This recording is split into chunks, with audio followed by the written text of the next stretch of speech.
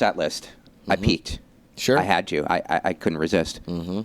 They're really working you hard. I mean, you really have some points in this set where you're spotlighted and your voice as the instrument is featured. Some of the tracks build up to a really big, long scream at the end. How do you do that every night? What do you do vocally to get prepared every night? I don't really do anything. I mean, obviously there is always room for improvement. So I'm not going to sit here and act like I'm the greatest or I don't have improving to do. Surely I do. But the weird thing for me is I've done everything by the book and perfect.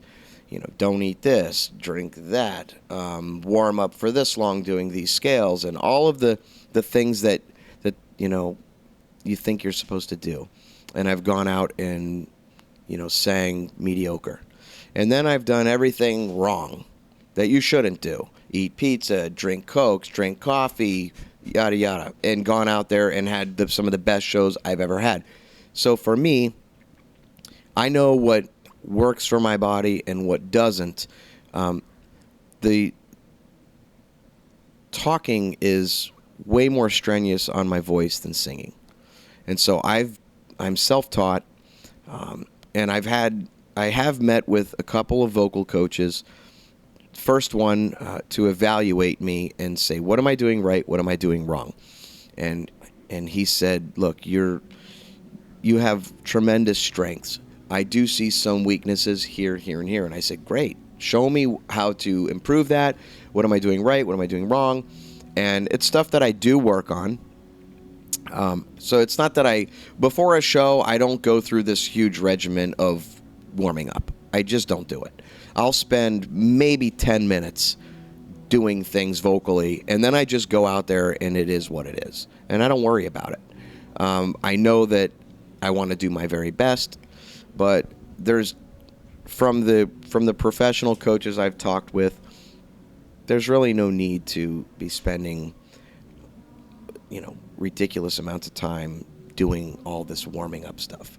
And when I'm done with a show, I could easily go back out and sing another hour and a half, 2 hours, no problem. So I know that I'm singing with more technique than I am, you know, straining my throat. Yes, there are times when I probably do lack some technique and I'm using a little more throat. But in order to, you know, I sing from my heart. And there's a lot of passion and a lot of emotion and sometimes aggression that even if you do it technically right, it's lacking the certain physicality that's going to translate that attitude. And so for me, I just do what I feel. Because I don't feel any vocal fatigue when I'm done, that seems pretty clear to me, along with the consensus of talking with other professional singers and coaches, that I'm singing, for the most part, primarily very correct. You know, and I've had some people that I very much admire, James Labrie from Dream Theater, who we just did some shows with in Europe. You know, I had the pleasure to meet with him, and we got to hang out on tour. And, you know, he was very complimentary, like, I don't know how you do that. Wow, he was very impressed. And for me, that was like, I've been a huge fan of Dream Theater and him since like 94. And so I was like, wow, that's awesome. And so, you know, thank you. And when I have people that I've always looked up to saying to me, you know, especially on the European tour, we did 21 shows in 24 days. And they said, wow, I couldn't do what you're doing. And to me, it's like, maybe you probably could, but when people that I admire and respect go out of their way to tell me that, they don't have to say that. I don't take that lightly, and it's an honor to hear it, but I'm extremely critical of myself, very critical. So no matter what anybody says, I'm saying it to myself first. You know, people say, oh, man, that was amazing. And I'm thinking, are they hearing what I'm hearing?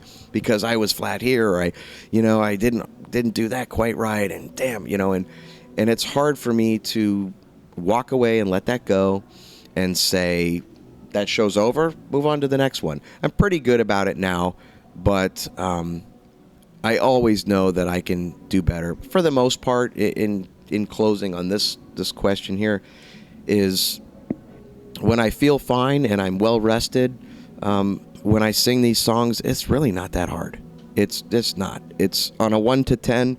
When I feel great, it's maybe like a 3 And it's or a because 4. it's what you love to do. It's what you would be doing anyway. It's what I did. Look, before anyone knew me, this is how I sang at home.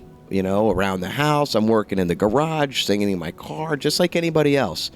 I sang like I sing. And it's just now people say, you know, they see that I'm doing it. Oh, well, let's see how good he does, you know, in 5 years or 10 years or whatever.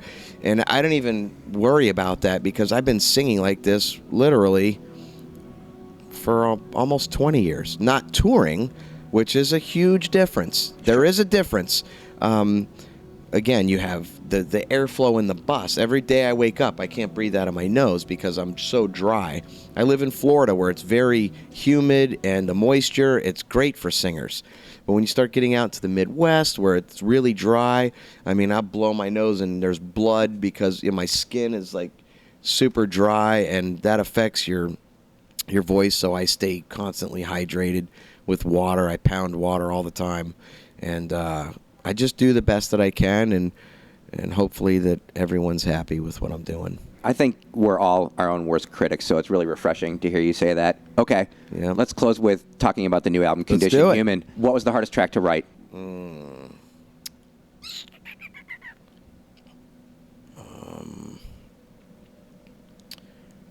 Probably, I don't know, Just Us kind of took a while. Because of pre-production, there was arrangement changes. There was some stuff that had a push, which was a little odd time thing that we kind of squared out just to make it a little bit more palatable. That's a good question. I mean, a lot of them came together really fast. Condition Human, the title track. Okay, here's one. This one probably sticks out in my mind.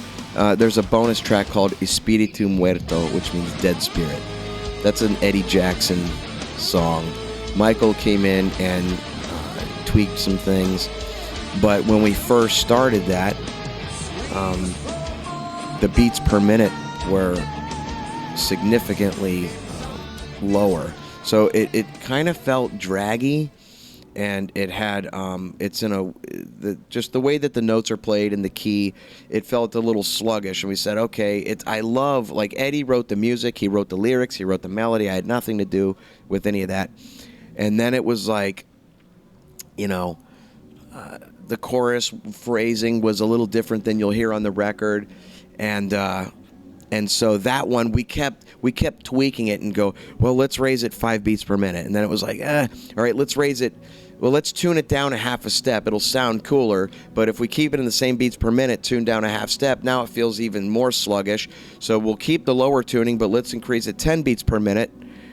And, you know, it gets crazy. And so that song, I think we kept going back to the drawing board because we had like 24, 25 songs. So when it comes time for the cutting room floor, you know, you start getting into those very detailed things going, okay, this is heavier and has a better groove.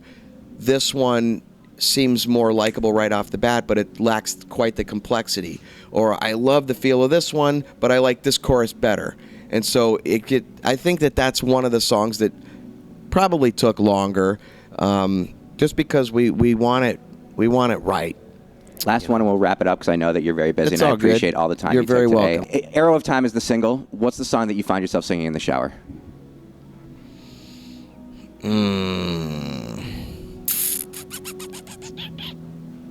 I like Condition Human a lot, and Bulletproof. There's a song called Bulletproof on the album that's very catchy. It's deep, and it's got a lot of dynamics to it. That's a hard one because they're all so different. There's a big diversity on this record.